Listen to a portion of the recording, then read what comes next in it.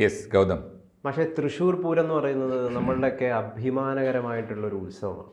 കേരളത്തിൻ്റെയും പ്രത്യേകിച്ച് ഇന്ത്യേൻ്റെയും ഒക്കെ തന്നെ ലോകത്തിലെ തന്നെ ഏറ്റവും വലിയ ഫെസ്റ്റിവലായിട്ടാണ് അതിനെ കണക്കാക്കുകയൊക്കെ ചെയ്യുന്നത്.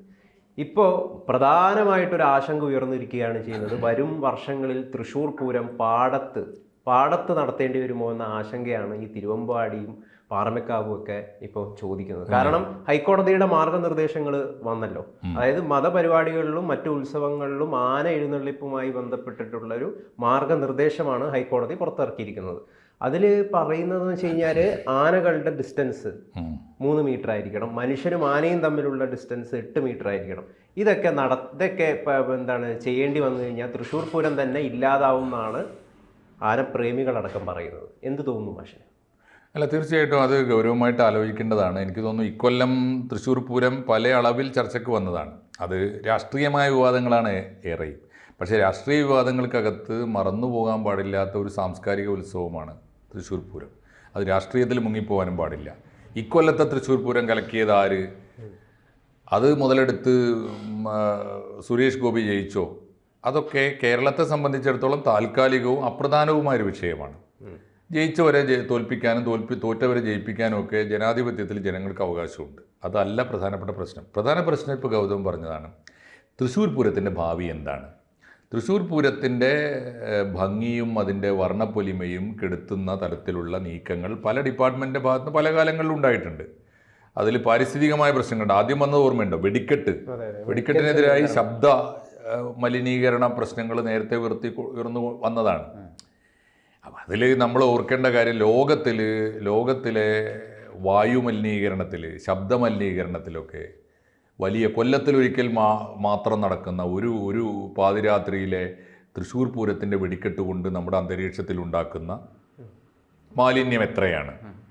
എന്നാൽ 24 മണിക്കൂറും 24/7 പ്രവർത്തിച്ചു കൊണ്ടിരിക്കുന്ന കടുത്ത മാലിന്യങ്ങൾ, ഫാക്ടറികൾ, ഓടിക്കൊണ്ടിരിക്കുന്ന നിലക്കാതെ ഓടിക്കൊണ്ടിരിക്കുന്ന വിമാനങ്ങൾ, റോക്കറ്റുകൾ, നമ്മുടെ അന്തരീക്ഷ മലിനീകരണം എന്നൊക്കെ പറയുമ്പോൾ മനുഷ്യൻ്റെ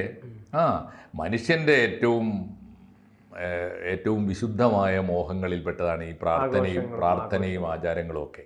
മനുഷ്യന്റെ പ്രയാസങ്ങളിൽ നിന്ന് അവനൊരു വിമോചനമാണ്. തീർച്ചയായിട്ടും ദുരിതങ്ങളിൽ നിന്നുള്ള വിമോചനത്തിന് വേണ്ടി അവൻ നടത്തുന്ന ആചാരങ്ങൾ, ഈ അനുഷ്ഠാനങ്ങളുമാണ് ഈ പൂരവും നേർച്ചയും ഉറൂസുകളും ഒക്കെ അങ്ങനെ ഉണ്ടാകുന്നതാണ്. പക്ഷേ അത്തരം ഒരു പരിപാടിയിൽ നമ്മൾ എന്തിനു മറ്റൊരു മൃഗത്തെ ചൂഷണം ചെയ്യുന്നു? അതൊരു വല്ലാത്ത, തീർച്ചയായിട്ടും അത് പാരിസ്ഥിതികമായ ചോദ്യമാണ്. പക്ഷേ ഒരു ഉത്സവത്തിൻ്റെ പൊലിമയിൽ പ്രധാനപ്പെട്ട തൃശ്ശൂർ പൂരത്തിൻ്റെ 2 പ്രധാനപ്പെട്ട ആകർഷണം, ആനയില്ലാതെ തൃശ്ശൂർ പൂരം ഇല്ല. അതാണ് പ്രശ്നം. തൃശ്ശൂർ പൂരത്തിൻ്റെ ഏറ്റവും പ്രധാനപ്പെട്ട ആകർഷണം ആനകൾ തന്നെയാണ്. നെറ്റിപ്പട്ടം കെട്ടിയ ഗജവീരന്മാർ, എന്നിട്ട് കുടമാറ്റം, അതുണ്ടല്ലോ. അത് ഒരു അപൂർവമായ, ലോകത്തിലെ തന്നെ അത്യപൂർവമായ കാഴ്ചയാണ്. അത് ഇല്ലെങ്കിൽ തൃശ്ശൂർ പൂരം ഇല്ല. ഒന്ന്. രണ്ടാമത്തേത് വെടിക്കെട്ടാണ്. വെടിക്കെട്ടും ആന എഴുന്നള്ളിപ്പും ഇല്ലെങ്കിൽ എന്ത് തൃശ്ശൂർ പൂരമാണ്? അപ്പോൾ നമ്മൾ തീർച്ചയായിട്ടും പാരിസ്ഥിതികമായ ഒരു ചോദ്യം അതിനകത്തുണ്ട്. മൃഗസ്നേഹികൾ, ആനകളെ, ഒരുപാട് ആനകളെ 2 പക്ഷത്തും അല്ലേ, പാറമേക്കാവും തിരുവമ്പാടിയും, ഈ 2 ദേവസ്വങ്ങൾ തമ്മിൽ നൂറ്റാണ്ടുകളായിട്ട് നടന്നു വരുന്ന ഈ ഉത്സവത്തിൽ ഒരുപാട് ആനകളെ ഒരേ സമയം എഴുന്നള്ളിക്കേണ്ടി വരുന്ന ഒരു വിഭാഗം മാത്രം 100-ൽ കൂടുതൽ ആനകളെ എഴുന്നള്ളിക്കുന്നു. അപ്പോൾ ആനകളുടെ എണ്ണം ഒരുപാട് ആനകളെ, ഒരു ഉത്സവത്തിന് ഒരു ആനയല്ല, 100 കണക്കിന് ആനകളെ ഒരേ സമയം തുടങ്ങുന്നത് തന്നെ ആനകളിലൂടെ. അതുണ്ട്, അതിൻ്റെതായ പ്രശ്നങ്ങളുണ്ട്. ഇപ്പോൾ ആനകളുടെ പെരുപ്പം, അതേ സമയത്ത് ഇത് പാതിരാത്രിയിൽ ആനകളുടെ ഈ ലൈറ്റും വെടിക്കെട്ടും ഒക്കെ നടക്കുന്നതിനിടെ മാത്രമല്ല വലിയ പുരുഷാരം, ലക്ഷക്കണക്കിന് ആളുകൾ വന്നു കൂടുന്ന ഉത്സവം. അതിനിടയിൽ ആനകൾക്കുണ്ടാകുന്ന ഭീതി, ആനകൾ വരണ്ടു പോകുന്ന ആനകളുണ്ട്, അതുണ്ടാക്കുന്ന ഒക്കെ പ്രശ്നങ്ങളുണ്ട്. പക്ഷേ അതൊക്കെ ഉണ്ടെങ്കിലും തൃശ്ശൂർ പൂരം എന്നത് അഭിമാനത്തോടെ നടത്തേണ്ട ഒന്നാണ്. അതിൽ ആവശ്യമായ സുരക്ഷകൾ പാലിക്കേണ്ടതുണ്ട്. നിയമങ്ങളിൽ ആവശ്യമായ ഇളവുകൾ വരുത്തേണ്ടതുണ്ട്. അതെല്ലാ ഡിപ്പാർട്ട്മെൻറ്റും, എല്ലാ ഗവൺമെൻറ്റുകളും ആലോചിക്കേണ്ടതാണ്. കേന്ദ്ര ഗവൺമെൻറ്റിന് വേണ്ടത് കേന്ദ്ര ഗവൺമെൻറ് ചെയ്യണം. പരിസ്ഥിതി വകുപ്പിന്, മൃഗസംരക്ഷണ വകുപ്പിനൊക്കെ നിർദ്ദേശങ്ങൾ കൊടുക്കേണ്ടതുണ്ട്. ഫോറസ്റ്റ് വകുപ്പിന് നിർദ്ദേശങ്ങൾ കൊടുക്കേണ്ടതുണ്ട്. അപ്പോൾ അതെങ്ങനെയെന്നുള്ളത് ആലോചിക്കേണ്ടതാണ്. പക്ഷേ ഗവൺമെൻറ്റിന് ചെയ്യാൻ പറ്റും. കാരണം ചെയ്യാനുള്ള വകുപ്പ് ഇന്ത്യൻ ഭരണഘടനയിലുണ്ട്. കാരണം വിശ്വാസത്തിന്, ജല്ലിക്കെട്ടിനെതിരായി എന്തെല്ലാം ആരോപണങ്ങൾ വന്നത്, ഇതിനേക്കാളും ഭീകരമല്ലേ ജല്ലിക്കെട്ട്? അത് പരസ്യമായ മൃഗങ്ങളെ ഉപദ്രവിക്കുന്നതല്ലേ? അടിച്ചോടിക്കുന്ന സാധനമല്ല, കണ്ടിട്ടില്ലേ? അപ്പോൾ ജല്ലിക്കെട്ടിന് സംരക്ഷണം കൊടുത്ത രാജ്യമാണിത്.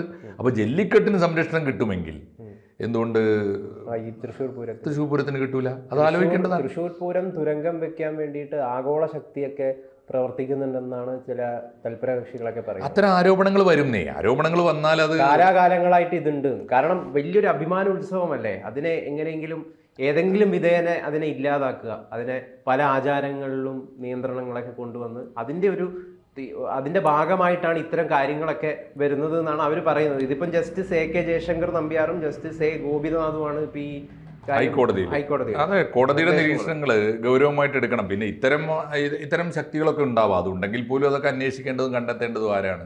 ഈ പരിഷ്കാരങ്ങളൊക്കെ വരുത്തേണ്ടതും തൃശ്ശൂർ പൂരം സുരക്ഷിതമായും എന്നാൽ അങ്ങേയറ്റം വർണ്ണപ്പൊലിമയോടുകൂടി നടത്തേണ്ടത് ഗവൺമെന്റിന്റെ ആവശ്യമാണ്, ഗവൺമെന്റിന്റെ ചുമതലയാണ്. അതാണ് പ്രധാനപ്പെട്ട കാര്യം. കാലത്തിനനുസരിച്ച് പുതിയ മാറ്റങ്ങൾ കാലത്തിനനുസരിച്ച് മാറ്റങ്ങളാകാമോ എന്ന് പരിശോധിക്കേണ്ടതാണ്. അത് പരിശോധിക്കേണ്ടത് തീർച്ചയായിട്ടും ആ വിശ്വാസി സമൂഹവും ആ ആചാരങ്ങൾ നടത്തിക്കൊണ്ടുവരുന്ന ആ ഉത്സവത്തിൻ്റെ നടത്തിപ്പുകാരും ആലോചിക്കാവുന്നതാണ്. ഇതിന് ചേർന്നിട്ട് ഇന്നലെയോ മിനിഞ്ഞാന്നോ ഞാൻ കണ്ടൊരു വാർത്ത. ഈ പെറ്റ എന്ന് പറയുന്ന സംഘടനയുണ്ടല്ലോ, ഈ മൃഗസംരക്ഷകരുടെ ഈ people four ethical treatment of animals, പെറ്റ, അവർ വെച്ചൊരു നിർദ്ദേശം കണ്ടു. അത് ചില ക്ഷേത്രങ്ങളൊക്കെ സ്വീകരിച്ചു കണ്ടു. അതെന്താണെന്ന് വെച്ചാൽ ഒരു ആനയെ മാത്രം, 1-2 ആനകളെ എഴുന്നള്ളിക്കുന്ന ക്ഷേത്രങ്ങളിൽ, അത് വേറൊരു കാര്യം അറിയോ, ഈ ആനകൾ വലിയ എക്സ്പെൻസീവാണ്. ആനകളെ ഉത്സവത്തിൽ എത്തിക്കുക എന്നുള്ള, ആനയില്ലാത്ത എന്ത് ഉത്സവം എന്ന് എല്ലാ നാട്ടുകാരും എല്ലാ കൊല്ലം ചോദിക്കും. അപ്പോൾ ആനകളെ എത്തിക്കുക എന്നുള്ളത് ഭയങ്കര ചിലവാണ്. പിന്നെ ആനയെ കൊണ്ടുവന്നാൽ ഉണ്ടാകാവുന്ന സുരക്ഷാ പ്രശ്നങ്ങളുണ്ട്. ഓരോ കൊല്ലവും പുതിയ പുതിയ ആനകളായിരിക്കും വരിക. ഈ 2 നിർദ്ദേശങ്ങൾ മാത്രമല്ല, മറ്റൊരുപാട് കാര്യങ്ങൾ പറയുന്നുണ്ട്. അതിൽ ആനയുടെ ആരോഗ്യ സർട്ടിഫിക്കറ്റ് തുടങ്ങിയ ഒരുപാട് കാര്യങ്ങളുണ്ട്. അതൊക്കെ തീർച്ചയായിട്ടും പ്രധാനമാണ് കേട്ടോ. നമ്മുടെ വൈൽഡ് ലൈഫിൻ്റെ ഒരു പ്രധാനം മനുഷ്യൻ്റെ മാത്രമല്ലല്ലോ, നമ്മുടെ രാജ്യത്ത് മൃഗങ്ങളുടെ ജീവനും കൂടി സംരക്ഷിക്കുക. പ്രത്യേകിച്ച് നമ്മുടെ വന്യമൃഗങ്ങൾ, അവരുടെ ജീവൻ രക്ഷിക്കുക എന്നുള്ളത് ഭരണഘടനാപരമായ ബാധ്യതയാണ്. തീർച്ചയായിട്ടും ആ വകുപ്പുകൾ അത് പരിശോധിക്കും. അപ്പോൾ അങ്ങനെ വരുമ്പോൾ അവരുടെ സുരക്ഷ കൂടി ഉറപ്പുവരുത്തിക്കൊണ്ട്, ഒപ്പം ജനങ്ങളുടെ സുരക്ഷ ഉറപ്പുവരുത്തിക്കൊണ്ട്, ഈ മൃഗങ്ങളും മനുഷ്യരും സഹോദരങ്ങളാണ് എന്ന സന്ദേശമാണ് തൃശ്ശൂർ പൂരത്തിൻ്റെ സന്ദേശം. അവർ തമ്മിൽ പരസ്പരം അപകടമുണ്ടാക്കാതെ, മൃഗങ്ങൾക്ക് നമ്മളും അപകടം ഉണ്ടാക്കാൻ പാടില്ല, നമ്മൾക്ക് മൃഗങ്ങളുടെ പേടി കൊണ്ടാണ്, അവർ നമ്മളോട് ശത്രുത ഉണ്ടായിട്ടല്ല. ആനകൾ പേടിക്കുകയും വരണ്ടുമൊക്കെ ചെയ്തിട്ടാണ് ഉപദ്രവിക്കുന്നത്. അത്തരം ഉപദ്രവങ്ങളില്ലാതെ 2 കൂട്ടരുടെയും സുരക്ഷ പാലിച്ചുകൊണ്ട് വേണം. ഇതിൽ പെറ്റ മുന്നോട്ട് വെച്ചൊരു നിർദ്ദേശം ചില അമ്പലങ്ങൾ നടപ്പാക്കിയതായിട്ട് കണ്ടു. അതിനെക്കുറിച്ച് ഇന്നലെ ഞാനൊരു വാർത്ത കണ്ടു. നിന്റെ കണ്ണൂരിലെ ഒരു ക്ഷേത്രത്തിൽ യന്ത്രാന അവിടുത്തെ തന്ത്രികളും ദേവസ്വം അധികാരികളും ഒക്കെ അംഗീകരിച്ചിട്ട് അവർ നടപ്പാക്കി. പെറ്റയുടെ നിർദ്ദേശപ്രകാരം വലിയ വില, ഇപ്പോൾ 5 മീറ്റർ നീളമുള്ള ഏതാണ്ട് 18 ടണ്ണോ മറ്റോ തൂക്കമുള്ള ഒരു ആനയെ അവർ നിർമ്മിച്ചു. എന്താണെന്ന് വെച്ചാൽ ആന അതിനെ യാന്ത്രികമായി വർക്ക് ചെയ്യും. മീൻസ് അതിനൊക്കെ പുതിയ സംവിധാനങ്ങളുണ്ടല്ലോ. പുതിയ സംവിധാനങ്ങളിൽ ചലിക്കുകയും തുമ്പിക്കൈ ഉയർത്തുകയും അഭിവാദ്യം ചെയ്യുകയും, കണ്ട ആനയെ പോലെ തന്നെ ആന തന്നെ, എല്ലാ അർത്ഥത്തിലും ആന തന്നെ, യന്ത്രം കൊണ്ട് വർക്ക് ചെയ്യുന്ന ഒരു ആന, മോട്ടോർ കൊണ്ട് ജനറേറ്റർ കൊണ്ടൊക്കെ വർക്ക് ചെയ്യുന്ന തരത്തിലുള്ള ആനയെ അവർ സ്ഥാപിച്ചിരിക്കുന്നു സ്വന്തം ചെലവിൽ. അത് തൃശ്ശൂരിലെ ഒരു അമ്പലത്തിനാണ് അത്ര അവർ മാതൃകയാക്കിയത്. പെറ്റ പറയുന്നത് ഞങ്ങൾ എല്ലാ അമ്പലങ്ങളെയും ഇത് ഇൻസിസ്റ്റ് ചെയ്തുകൊണ്ടിരിക്കുന്നുണ്ട്. വേറൊന്നും കൊണ്ടല്ല, ആനകളെ ദയവായി മനുഷ്യൻ്റെ ആനന്ദത്തിന് വേണ്ടി ഉപദ്രവിക്കരുതല്ലോ. ആനയെ കാട്ടിൽ പോയി കാണുന്നത്, സ്വാഭാവികമായ അതിൻ്റെ ആവാസ വ്യവസ്ഥയിൽ വെച്ച് കാണുന്നത് സന്തോഷമുള്ള കാര്യമാണ്. അതേസമയത്ത് നമ്മുടെ സന്തോഷവേളയിലേക്ക് ആനയെ കൊണ്ടുവന്നിട്ട് നിർബന്ധപൂർവം അതിനെ ഉപദ്രവിക്കുന്നതും നല്ലതല്ല. അതുകൊണ്ട് ആനയോടുള്ള സ്നേഹത്തിൻ്റെ പേരിൽ അതേസമയത്ത് നമ്മുടെ ഉത്സവങ്ങൾ നടക്കുകയും വേണം. പ്രതീകാത്മകമായ ഒരു ആന എന്താണോ ഉത്സവത്തിൽ ചെയ്യേണ്ടത് അത് യാന്ത്രികമായി ചെയ്യാൻ പറ്റിയ, അതിനൊരു സൗന്ദര്യമില്ല. ഒന്നിക്കൽ ആനയെ വേണ്ടാന്ന് വെക്കുക, അല്ലാതെ യന്ത്ര ആനയൊക്കെ കൊണ്ടുവരാന്ന് പറയുന്ന അങ്ങനെ ഒരു വാദം വരും. പാരമ്പര്യവാദികളുടെ ഭാഗത്തു നിന്ന് അത്തരം വാദം വരും. പക്ഷേ ചില ക്ഷേത്ര സമിതികൾ, ചില പ്രദേശങ്ങൾ അത്തരം ഉത്സവങ്ങൾക്ക് അത്തരം പരിഷ്കാരത്തിന് തയ്യാറായിരിക്കുന്നു എന്നുള്ള വാർത്തയാണ് ഞാൻ പറയുന്നത്. 6 അമ്പലങ്ങൾ എങ്ങാണ്ട് ഇപ്പോൾ തുടങ്ങിക്കഴിഞ്ഞു. 6 യന്ത്രാന എന്ന് പറഞ്ഞാൽ സംസ്കൃത പദം യന്ത്ര ആന, യാന്ത്രികമായി യന്ത്രം കൊണ്ട് പ്രവർത്തിക്കുന്ന ആന. ആ ആനകൾ വന്നു തുടങ്ങിയിട്ടുണ്ട്. അങ്ങനെയും ചിന്തിക്കുന്നവരുണ്ട് എന്നർത്ഥം. പാരമ്പര്യവാദികൾക്ക് അത് മതിയാവില്ല. ഇനി പ്രത്യേകിച്ച് മത്സരിച്ച് ഒരു കാര്യം ആലോചിക്കാവുന്നതാണ്. ഞങ്ങളുടെ നാട്ടിൽ കളിയാട്ടക്കാവ് ഒരു ഉത്സവമുണ്ട്, പൊയ്ക്കുതിരകളുടെ കെട്ടി. അതൊരു വലിയ മത്സരമാണ്. പൊയ്ക്കുതിരകളെ അത്യന്തം കലാപരമായി ഓരോ നാട്ടുകാരും ഓരോ പ്രദേശത്തുകാരും മത്സരിച്ച് പൊയ്ക്കുതിരകൾ നിർമ്മിക്കും. എന്നിട്ട് അത് ഈ ഒരു ദളിത് ക്ഷേത്രമാണ്, ആ ക്ഷേത്രമുറ്റത്ത് കൊണ്ടുവന്നിട്ട് ഇവർ കെട്ടിയാടും. ഈ പൊയ്ക്കുതിര കെട്ടിയാടുന്ന ഉത്സവമാണ്. എന്നിട്ട് എന്താ ചെയ്യാന്നറിയോ, ആ കുതിരയെ, അതാണ് മനോഹരമായ ഉത്സവമാണ്, നമ്മൾ സംസ്കാരത്തിനൊക്കെ അതിൻ്റെ അർത്ഥമുണ്ടല്ലോ, ആ മനോഹരമായ പൊയ്ക്കുതിരകളെ ആയിരക്കണക്കിന് എണ്ണം ആ മൈതാനത്ത് ഇട്ടിട്ട് ആടി തിമിർത്തിട്ട് പിന്നെന്താ ചെയ്യാന്നറിയോ, അടിച്ച് തകർക്കും അവിടെ. എന്താ മനസ്സിലായോ, അധികാരത്തിൻ്റെ പ്രതീകമാണ് ഈ കുതിര. അപ്പോൾ ഒരു കാലത്ത് ഇവർക്ക് നേർക്കുനേരെ നാട്ടിലെ അധികാരക്രമത്തോട് പൊരുതാൻ പറ്റാത്തത് കൊണ്ട് അവർ അന്നേ ആചരിച്ചു വരുന്ന രീതിയാണ് തമ്പുരാന് കൊടുക്കാനുള്ള തല്ല് ഈ പാവം പൊയ്ക്കുതിരക്ക് കൊടുക്കും. അപ്പോൾ അത് സാംസ്കാരികമായ അർത്ഥങ്ങളുണ്ടായില്ലേ. അപ്പോൾ അതുപോലെ ഒന്ന് ആലോചിച്ച് നോക്കൂ, അതുപോലെ ഓരോരോ ദേശത്ത് നിന്നും മനോഹരമായ യന്ത്ര ആനകൾ വന്ന് യന്ത്ര ആനകളുടെ ഒരു മേളയായിട്ട് തൃശ്ശൂർ പൂരം മാറുന്ന അവസ്ഥ ആലോചിച്ച് നോക്കൂ. അപ്പോൾ യാതൊരു അകലവുമില്ല, തൊട്ടാ പ്രശ്നമില്ല, തൊട്ടില്ലെങ്കിൽ പ്രശ്നമില്ല. അത് നമ്മുടെ മനസ്സിൽ പതിയണം. അങ്ങനെ ഒരു തൃശ്ശൂർ പൂരം വന്ന് തുടങ്ങണം. കുറച്ച് സമയം എടുക്കുമായിരിക്കും. മാഷെ, ഈ ഇന്ത്യക്കാരെ കുറിച്ച് പലപ്പോഴും പറയുന്ന ഒരു പ്രത്യേകത എന്താണെന്ന് വെച്ച് കഴിഞ്ഞാൽ ഭയങ്കര വൈകാരികതയുള്ള ആളുകളാണ്.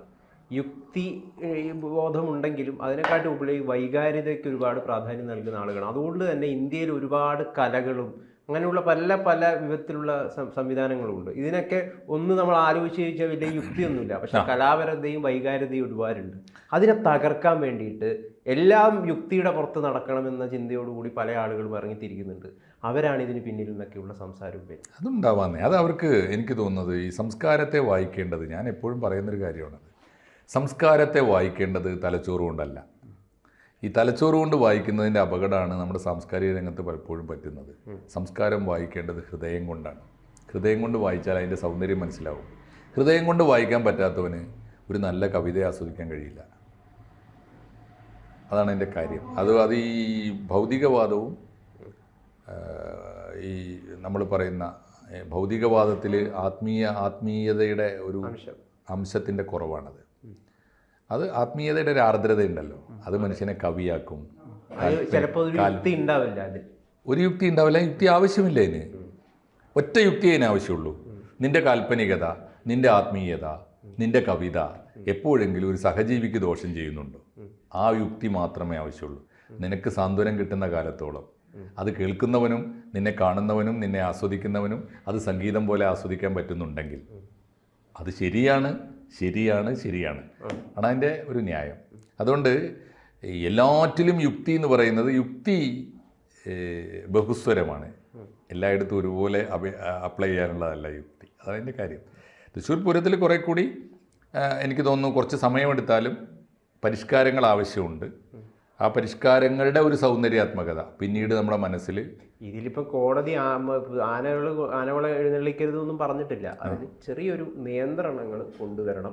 ഇപ്പോൾ കാസർഗോഡ് വെടിക്കെട്ട് ദുരന്തം ഉണ്ടായിട്ടുണ്ട്. എന്തായിരുന്നു അതിൻ്റെ കാരണം? ഒരു കാവിലായിരുന്നു. അത് കാവിൻ്റെ പേര് ഞാൻ മറന്നുപോയി. ഡിസ്റ്റൻസ് അവർ കീപ്പ് ചെയ്തില്ല. വെടിക്കെട്ടിനൊക്കെ എന്ന് പറഞ്ഞാൽ തോക്ക് പിടിച്ച് നിർബന്ധമാക്കണത്. കാരണം എന്താണെന്നറിയോ, അത് ആർക്ക് വേണ്ടിയാണ് പറയണത്? അവിടെ വന്നുകൂടിയ ഭക്തന്മാരും ഇതിൻ്റെ നടത്തിപ്പുകാരും ഒക്കെ ആയ സാധാരണ മനുഷ്യർക്ക് വേണ്ടിയാണ്, ഭക്തന്മാരായ മനുഷ്യൻ്റെ ജീവന് വേണ്ടിയിട്ടാണ് പറയുന്നത്. വെടിക്കെട്ടിനൊക്കെ നിർബന്ധമായി നിയമം പാലിക്കണം. പക്ഷേ തൃശ്ശൂർ പൂരത്തിൻ്റെ പ്രശ്നത്തിൽ ഇപ്പോൾ ഈ ആനകൾ തമ്മിലുള്ള അകലം, ആനകളും മനുഷ്യനും തമ്മിലുള്ള അകലം, ഇത് ഒരേ ആനയാണെങ്കിൽ 2 ആനയാണെങ്കിൽ 10 ആനയാണെങ്കിൽ തേക്കിൻകാട് മൈതാനത്ത് നമുക്ക് നടപ്പാക്കാൻ പറ്റും. ഇത് 100 ആനകൾ വരുമ്പോഴുള്ള പ്രശ്നമുണ്ട്.